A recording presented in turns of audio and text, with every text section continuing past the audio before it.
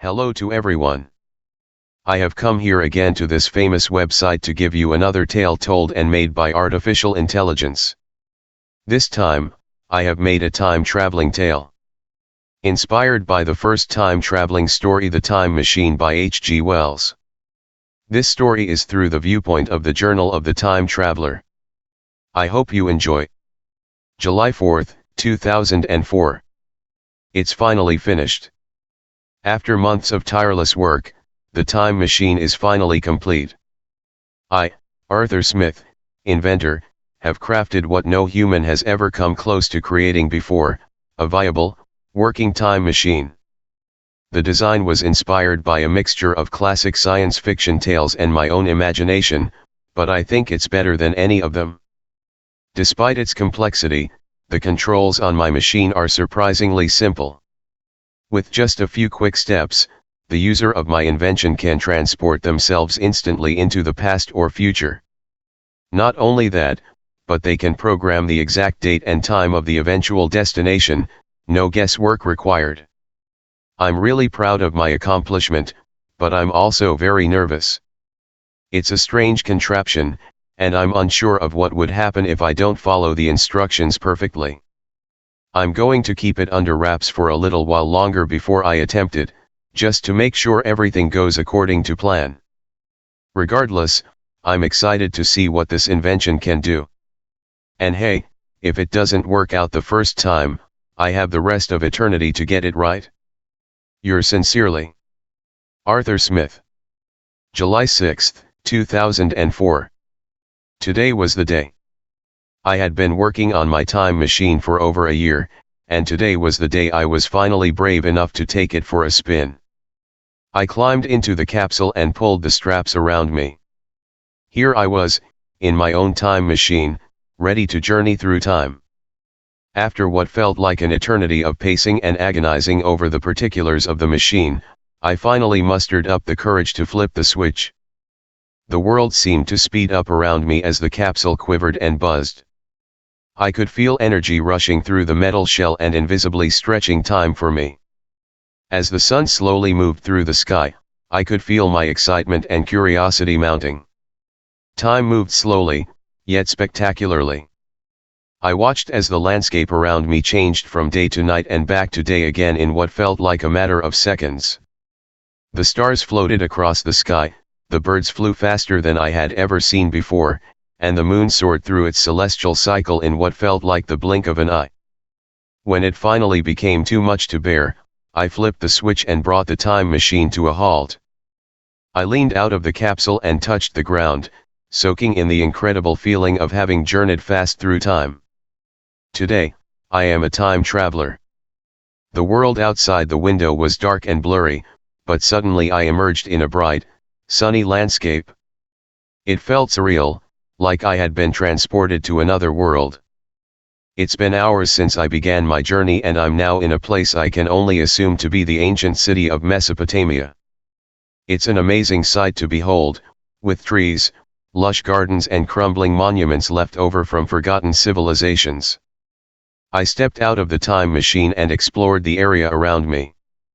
Everything was so different, from the clothes people were wearing, to the language they were speaking. I felt like I was living in a different world, and it was both exhilarating and terrifying at the same time.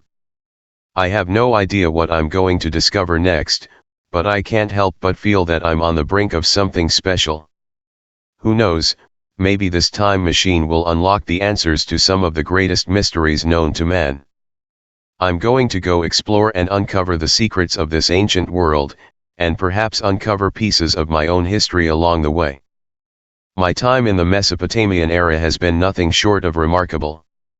From the moment I arrived, I was enthralled by the mystery and grandeur of this ancient civilization. The vibrant cultures, ancient ruins, and lush landscape are like something out of a dream. Every day I take in more of this amazing place. For centuries, Mesopotamia was known as the cradle of civilization, home to some of the first cities, and the birthplace of writing and agriculture. Now, I am seeing it with my own eyes. I give thanks to the gods of this land for granting me the opportunity to be here and witness their history and culture. The great cities of Nineveh and Babylon have revealed much to me, in particular their incredible stories of kings and conquerors. One of the most captivating tales is the Great Ishtar Gate, built by the mighty King Nebuchadnezzar thousands of years ago. Looking upon it with my own eyes is an experience that is hard to put into words. I even had the chance to meet some of the locals and hear their stories. They spoke with pride about the customs and beliefs of their predecessors, tales that have survived centuries and still remain alive. They taught me much about the importance of living in harmony with the cycles of nature, and the virtues of kindness and respect. As I set out from the Mesopotamian era, I felt a deep sense of sadness in my heart, knowing that I had to leave all the friends I had made, the places I had visited, and the stories I had heard. The further I journeyed, the greater the sadness grew until I could no longer contain it. I wept as my time machine roared to life, filled with a mix of hope and grief. The time machine whirred and spun faster and faster until it felt as if I was being flung through an endless void where nothing existed except for darkness and the careening sensation of movement and time bending all around me. Every once in a while I felt something brush up against me, like a column of energy, before the pressure was gone again and I was left with nothing but the howling void and the occasional spark of light. July 14, 2004. At last, after what seemed like an eternity of turbulence and uncertainty, I felt the time machine shudder and come to a stop. I opened my eyes and saw that I had landed in what appeared to be a forest. I left the machine and began to inspect the area. Suddenly, I noticed my surroundings. The large wooden houses, covered in metal sheets, the sounds of drums in the distance and the smell of food roasting over a fire. That's when I realized, I had stepped into the Viking Age. A deep chill ran down my spine as I looked around. I had read about the Vikings but never expected to see the time period come to life before my very eyes. I whooped with joy, and felt a thrill of excitement and adventure. In the village, people dressed in handmade hide clothing. Women sang energetic folk songs while women cooked over open fires. Life was busy and full of joy, a stark contrast to the modern world I knew. I was mesmerized by life in this village. The food, the animals, and the music all captivated my senses. I listened to stories shared around campfires and watched as men and women worked together to build everything from homes to tools. I had never seen a sense of community quite like this before. As the days passed, I soon felt at home in this time period. I made good friends with the locals, helped build a ship and learned about Viking culture and its way of life. I still couldn't believe I was living in the Viking Age. Everywhere I looked were huge Viking settlements, and ancient villages.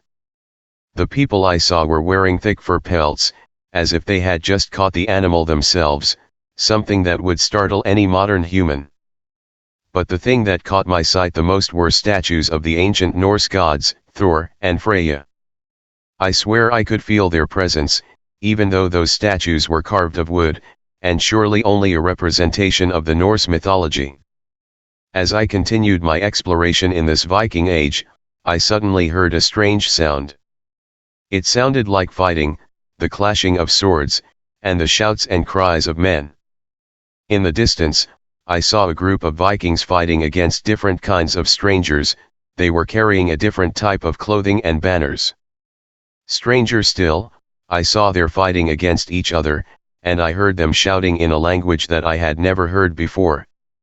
Suddenly, I had an epiphany. It was not just Vikings I was seeing, but also Christians, fighting in a sort of war. In that moment, I knew I should leave, and so I hurried back to the time machine, and left this era in the past. But I will never stop being amazed by all the sights and sounds of this strange place. Even now, I can feel the presence of the Norse gods, and hear the screams of the Vikings and the Christians.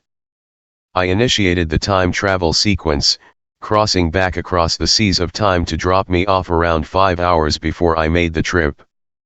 Now, the sight of my familiar home had lifted my spirits, although I was lacking any nearby adventures. I decided to take a stroll through the neighborhood, taking in the sights of the world I've grown so fond of. However, something still didn't feel quite right, so I decided to go even farther. My destination, the future. Though this felt like a crazy idea, I had enough faith in my time machine to trust that it would work. With the flick of a few switches, I was rocketed into the future with pure speed. I've arrived. The journey was long and arduous, but here I am. I'm not going to lie, the future I found is nothing like what I expected. I see no towering cities, no gleaming wonders, only a desolate, barren wasteland. It settles deep into my heart as I will on the empty, windswept plains. How could this be the future I glimpsed in my dreams? I don't know where all the people are that were supposed to be here. The stillness is oppressive and total. It's hard to keep my spirits up in such a lonely place as this, but I know I can make a difference here. I have no idea what the coming days will bring, but I will do my utmost to make sure that this future isn't stuck in barren isolation forever. Everything around me was so void of life, not an animal, not even a single blade of grass in sight. Suddenly an explosion echoed through the air, causing me to jump. I quickly looked around and I could see large plumes of smoke on the horizon. I picked up the pace and kept running, desperate to get away from whatever was about to follow. As I ran, I noticed something that I was not expecting. In front of me lay a large crack in the ground and it seemed to lead downwards. There was no time to think about what it was or where it led, so I quickly got on my knees and started to make my way down it. Once I got to the bottom of the crack, I realized that it led to a cave. I had no idea what I would find inside, but before I could even take a single step inside, something caught my eye.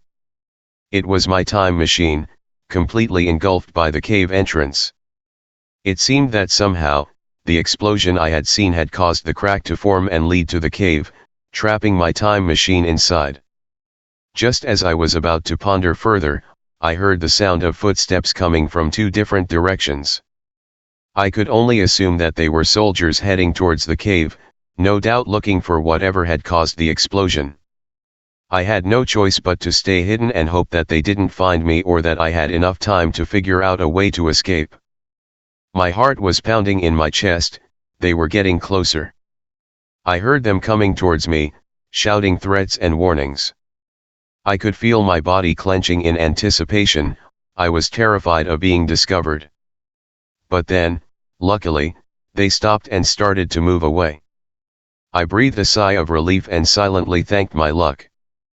But that was only temporary. They came back and I thought for sure that I was doomed. But then I heard a voice say, "Check that rock." I think I heard something. I was losing hope. My time machine was all I had, and if they found me, I wouldn't be able to get it back. I heard the sound of their boots as they moved closer. The noise was deafening, like thunder crashing in my ears. I squeezed my eyes shut and braced myself for the worst. But then I felt a figure at my side, and a hand on my shoulder. I opened my eyes to see a soldier looking down on me. "We found you," he said. "So now I'm waiting for what fate awaits me.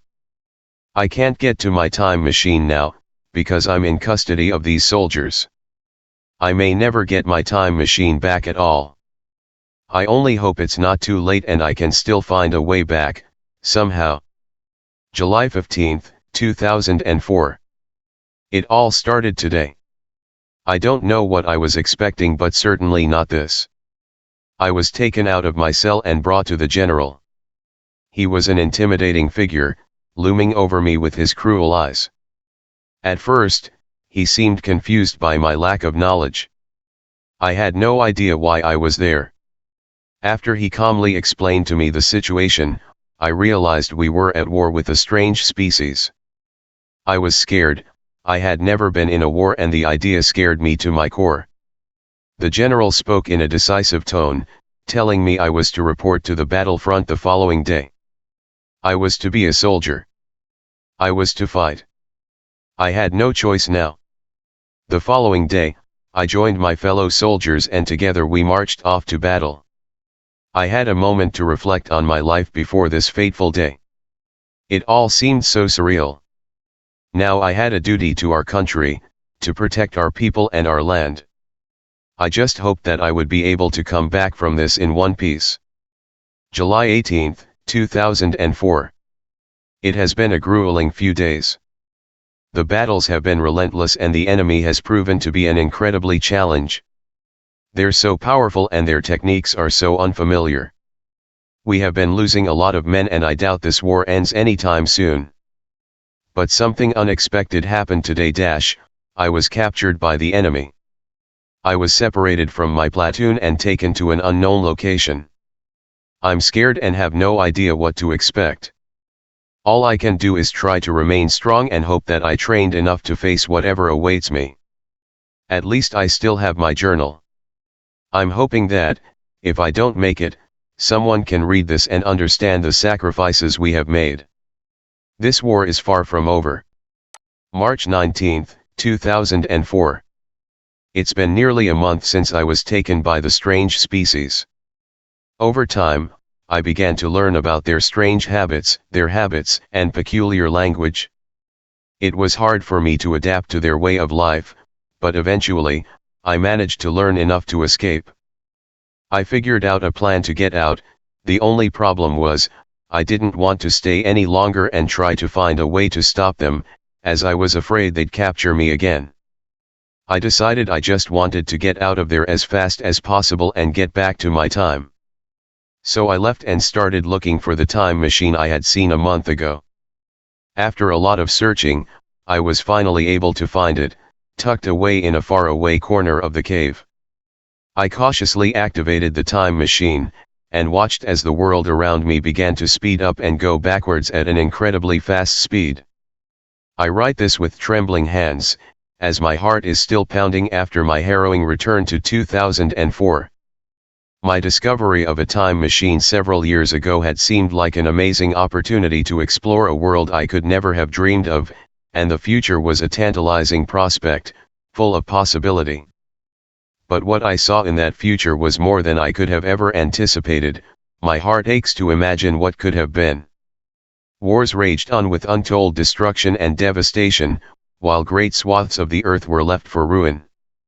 Societies which had grown for centuries, wiped away in a single, sweeping moment. It's too much for me to bear. So, after much contemplation, I have decided to abandon the time machine, that I might never be tempted to take the same journey again. It will remain here, for years to come, a silent reminder of what I have seen, and of a past that I refuse to return to. No more will I trespass into that future of chaos. I will remain here, in a world of relative peace and safety, where I can continue forward in life, as I once intended. Arthur. March 3, 2023. This is the day I finally solved the riddle of my father's past. After days of searching through the archives of our family tree, I found an old map written in his hand, showing an abandoned piece of land he had owned a long time ago. With no one but me to know of its existence, I made up my mind to go see this forgotten spot. To my pleasure, I found the ruins of a forgotten cottage. Surveying the area, I soon stumbled upon something that had been long forgotten. I brushed away some of the dirt and moss until I was able to make out a strange machine. It was made of a material I had never seen before, smooth but cold to the touch. Curiosity overcame me and I continued clearing the area around the machine, uncovering more and more of its complex mechanism. Jack. That is the end to our tale. I hope you enjoy it. Like the video so it can be shown to more people, and subscribe and click that notification bell to be notified when a new video gets dropped, and I hope you have a good day.